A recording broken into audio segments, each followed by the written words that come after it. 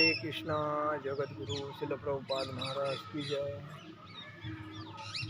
जय राधा माधव कुंज विहारी। जय राधा माधव कुंज विहारी।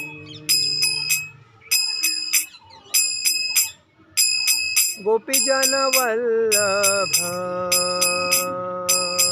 गिरिवरधारी। यशोदानंदन ब्रज जनरंजन। यशोदानंदन ब्रज जनरंजन। यमुना तीरावनचारी। यमुना तीरावनचारी। राधा माधव कुंज विहारी। हरे कृष्णा कृष्णा कृष्णा हरे हरे, हरे राम राम राम हरे हरे। हरे कृष्णा कृष्णा कृष्णा हरे हरे, हरे राम राम राम हरे हरे। जय ओम विष्णुपाद परमहंस परिव्राजकाचार्य अष्टोत्तर शतसी श्रीमद भक्ति श्री भक्ति वेदांत स्वामी श्रील प्रभुपाद महाराज की जय। जय ओम विष्णुपाद परमहंस परिव्राजकाचार्य अष्टोत्तर शतसी अभय चरणारविंद श्री भक्ति वेदांत स्वामी श्रील प्रभुपाद महाराज की जय। जय ओम विष्णुपाद परमहंस परिव्राजकाचार्य अष्टोत्तर शतसी भक्ति सिद्धांत सरस्वती ठाकुर श्रील प्रभुपाद महाराज की जय। अनंत कोटि वैष्णव वृंद की जय। नामाचार्य श्री हरिदास ठाकुर की जय। प्रेम से कहो श्री कृष्ण चैतन्य प्रभु नित्यानंद श्री अद्वैत गदाधर शिवासादि गौर भक्तवृंद। श्री राधा कृष्ण गोप गोपीनाथ श्याम कुंड राधा कुंड गिरि गोवर्धन। वृंदावन धाम की जय। अयोध्या धाम की जय। नवदीप धाम की जय। भक्ति देवी की जय। तुलसी महारानी की जय। वृंदा देवी की जय। हरिनाम संकीर्तन की जय। समवेद भक्तवृंद की जय। समवेद भक्तवृंद की जय। समवेद भक्तवृंद की जय। किसी गुरु गौरांग की जय।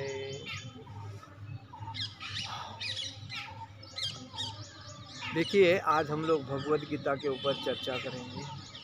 यदा विनियतः चित्तमात्मनेवावतिष्ठते निःस्पृह सर्वकामेभ्यो युक्त इत्तच्छते तदा।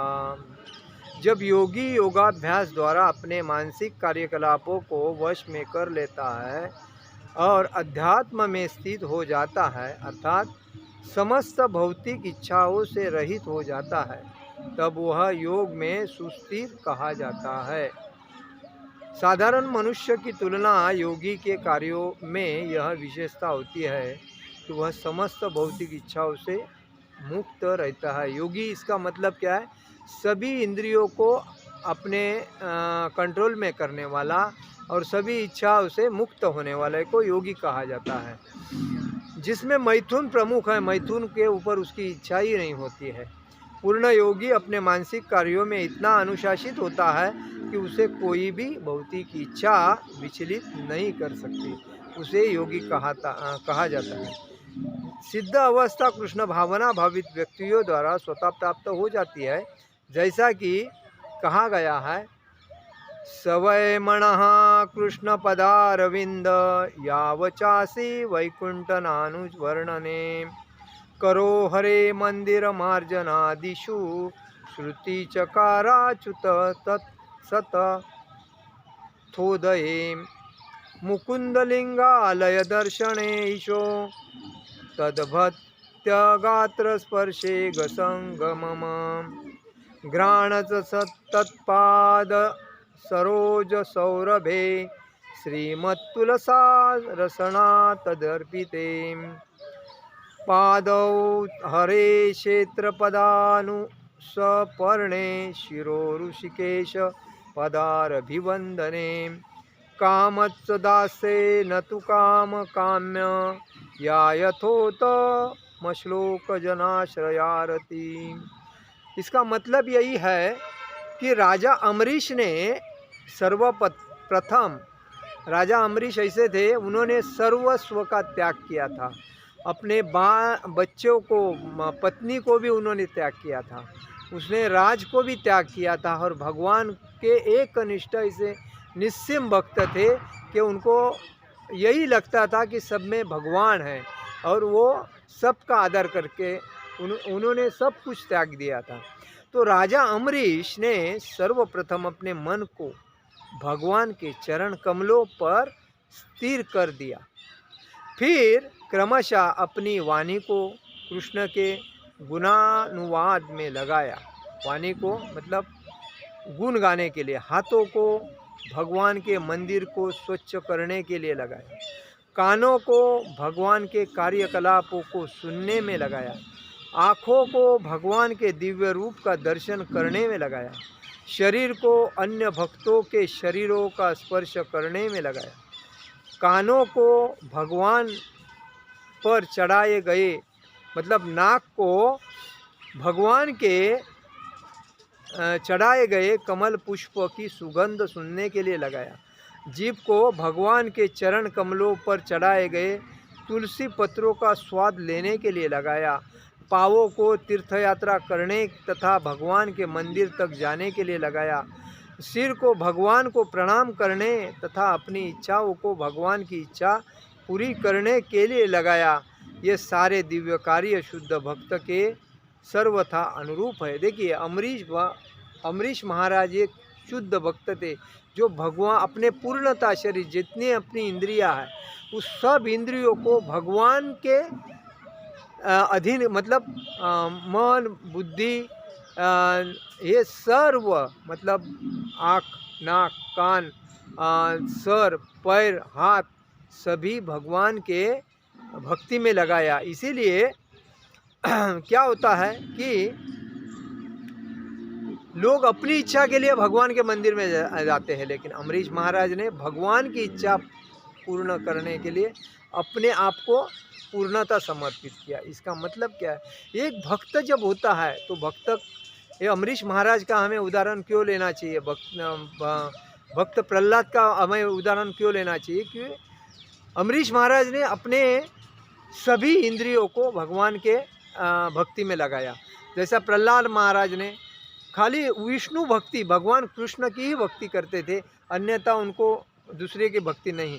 तो ये जब भक्ति, ये भक्त के गुण जो है, हमें भक्ति में दृढ़ होना है, भक्ति में आगे जाना है, तो हमें ऐसे भक्तों की गुण आत्मसात करने की सख्त ज़रूरत है, और इनके विचार, इनके गुण और जो इन्होंने तपस्या की, वो तपस्या हमें करना जरूरी है। इसीलिए कहते हैं कि